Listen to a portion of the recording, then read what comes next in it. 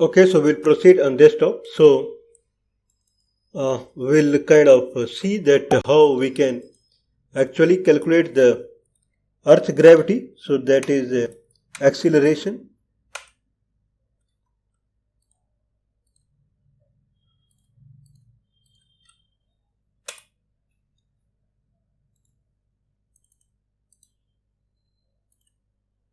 So it is kind of same thing. If we understand things step by step, then it's easy. Otherwise, probably it would be kind of not achievable. Okay, so measure gravity acceleration of the Earth.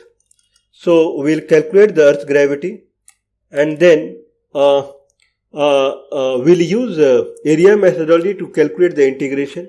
So kind of in calculus presentation we have seen that multiplication, which is kind of bunch addition, and there are many ways that we can calculate the multiplication, that is repetition of the addition. But one of the way is calculating the area. So that is also the way we calculate the multiplication or bunch addition. So we will use the area methodology and then we'll use the calculus. So that is the scenario. Okay, so can we see scenario like a human that is standing on a tower and he is holding a ball. Okay, in another scenario, human throws the ball, but ball travels with constant velocity. Okay, in another scenario, he throws the ball, but velocity keeps increasing as per the time. Okay, so there are three scenarios. In one scenario, he is holding the ball. In another scenario, ball is traveling at constant speed. And in third scenario, the ball is traveling with a speed or velocity where velocity is growing. So in the first scenario, distance is not growing, so distance is static. In second scenario, distance is growing, but at every unit of the time, the quantity of the distance that is collected is constant, whereas at every unit of time, the quantity of the distance that is collected is growing. So velocity is growing. Okay, so a few things that we'll see. There is a graph. So where x-axis the time is growing and y-axis distance is growing. Okay, so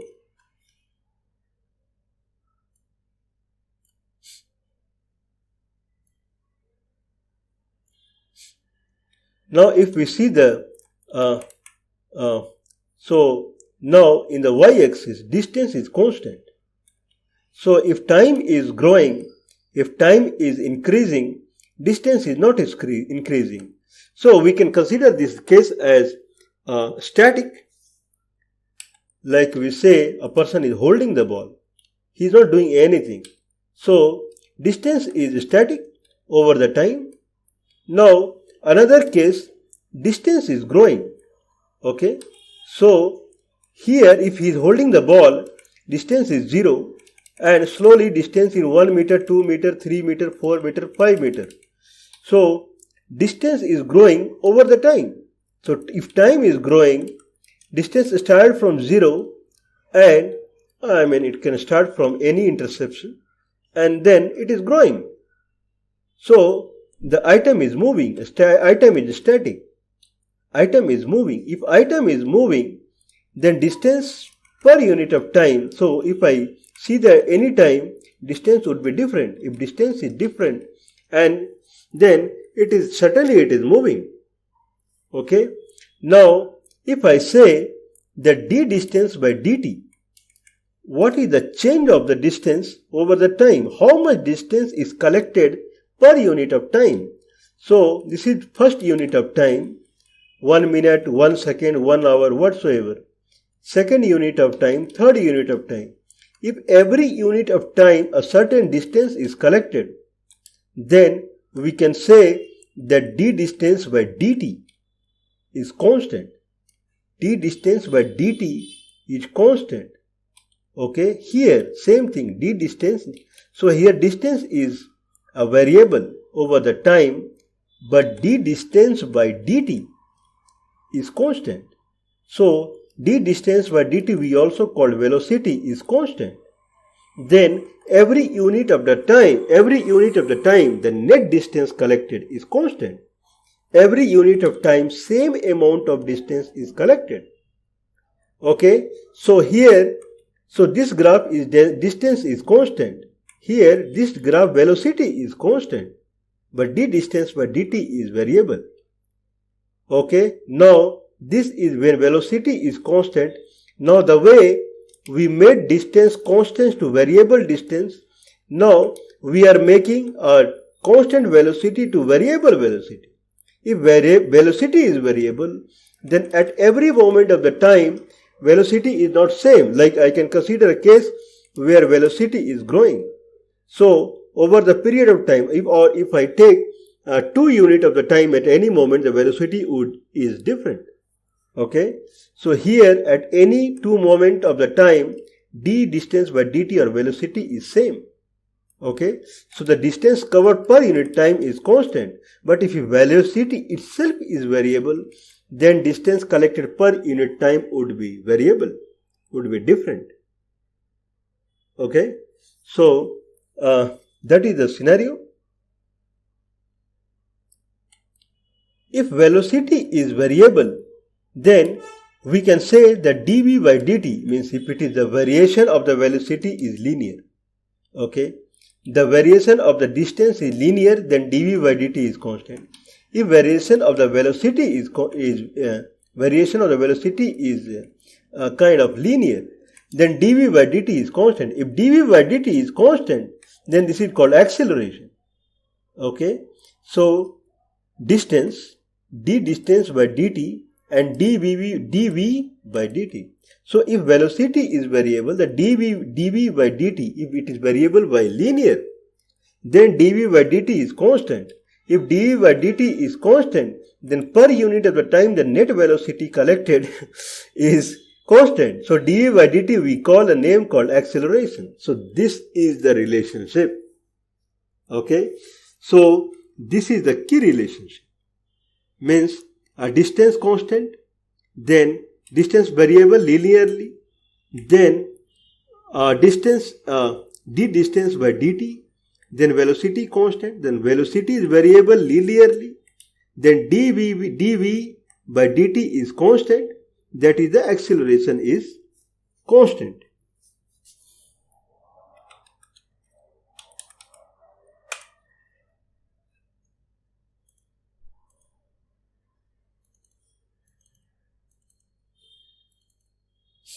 Okay.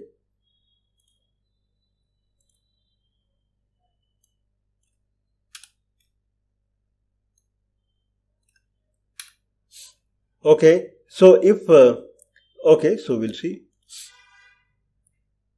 Okay, if velocity is growing like this, then if I try to draw in this scenario the kind of distance diagram, okay,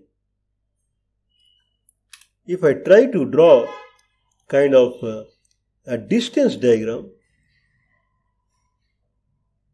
when velocity is variable, okay, then it would be kind of this kind of curve.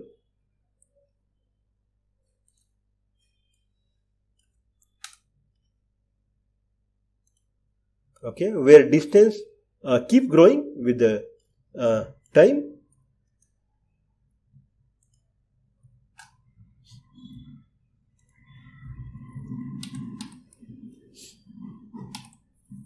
Okay, so we revisit the scenario. Now in the first scenario, the distance is constant. In the second scenario, velocity is constant. So if I calculate the distance per unit of time, then distance covered is same per unit of the time. So probably first second same distance, second same distance, third second same distance, fourth second same distance. So this is constant velocity. But that is not the case. If someone drops the ball, Then in the first second, ball covers less distance. Second, more distance. Then more distance. Then again more distance. So this proves that distance, at least distance covered per unit of time is variable, and that means distance collected per unit of time is growing. So first second distance covered is less, second distance covered is more, third even more, and finally it is even more. So we can say that velocity is growing. Now if we look back the diagrams what we presented, so if distance is constant, this is what the scenario is, where velocity is constant, that is d distance by dt.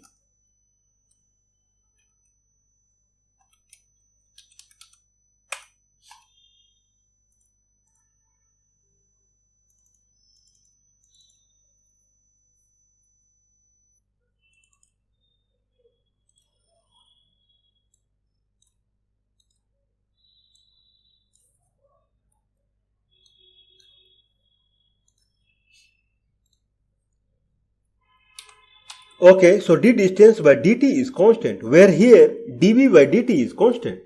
Okay, so when a person is holding the ball, then there is no displacement covered. So distance covered, so distance at any moment of the time is constant. When, if hypothetical, if a ball covers the same distance, equal amount of distance per unit of time, then we can say d distance by dt or velocity is constant. But if velocity is growing linearly, okay, then we can say that dv by dt, that is acceleration, is constant. Okay, so this is kind of the scenario. Okay, so fortunately, unfortunately, we are in the third scenario where velocity is growing. So the displacement collected per unit of the time is growing. It is not constant. So velocity is growing. So this is third scenario where we have constant acceleration. I mean, this is what is the hypothetical.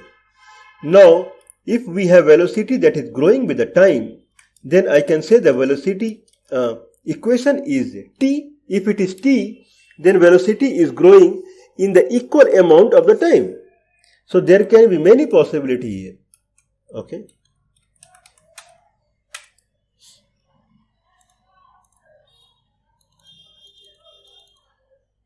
There can be many possibilities here. Like, okay, slope can be like this also, or slope can be like this also. So there can be a variable slope. Okay, but this slope, I consider that it is gt. G is some scalar. Okay, this is probably 0.3t. This is t, where t and v are growing at the same speed, so that angle is 45 degree. Okay, and then it is something else. So I consider this as not 45 degree, and it is gt. If it is 0.3t, if it is t, and if it is some other t, I consider this line as gt. G is some scalar. So this is what is the hypothetical. So g is the acceleration. Okay, so that is the equation. Now velocity is d displacement by dt. Now if I see the calculus integration, and if I have an equation that is d displacement by dt, and then if I want to calculate the total displacement at any moment, then I have to calculate the area. Please refer to the calculus integration tutorial. Okay, it is available as Mathematics Real video channel, YouTube channel also, or here in MinhInc channel also you can get. Okay, so if I have a d displacement by dt equation kind of graph variation in the t, then at any moment capital T, if I calculate the area, then I get the displacement. Okay, so the area what we calculate is nothing but total displacement, that is d displacement by dt. Okay, that is v dt, that is gt dt, that is gt square by 2. Okay, so the distance, total distance covered at any moment. So if t is 0, then no distance covered. Okay, and then like that. So since the distance covered is growing in kind of mathematics a square. So every moment it would grow in a square fashion. Okay, so it's a kind of geometrically it is growing. So that is the idea. As far as experimental result is concerned, okay, so now we calculated distance equal to gt square by 2. So g becomes 2 into distance by t square. Okay, now we have taken a real time data where height is 4, 3 and like that, and time taken by an object to reach the ground is 0.9 up to, so this is measured by stopwatch. Okay, so the gravity through this formula, what we have come through, so these are the gravity that we can see. Okay, now so this is how we calculated, and total gravity comes to 145, and if we divide by 15, I believe it is 15, 3, 3, 6, and then 9, and then 12, 15, it comes to 9.71. So 9.71 is the Earth's gravity measured at that point. So it may vary, means point to point, and this is what is calculated, 9.71. So the way the linearity what we see in the gravity, more or less it is same. So I believe the data is perfect. Okay. Now we tried another way also, like if distance is this and then time comes to like this.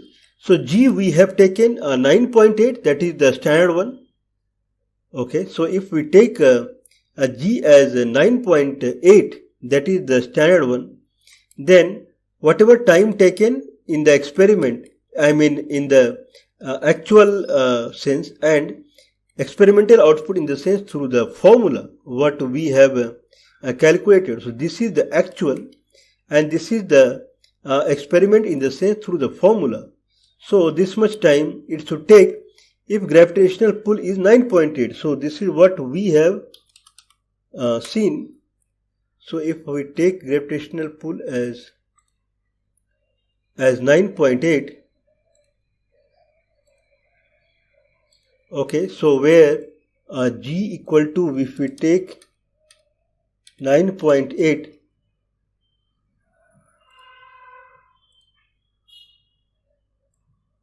so if we take g equal to 9.8,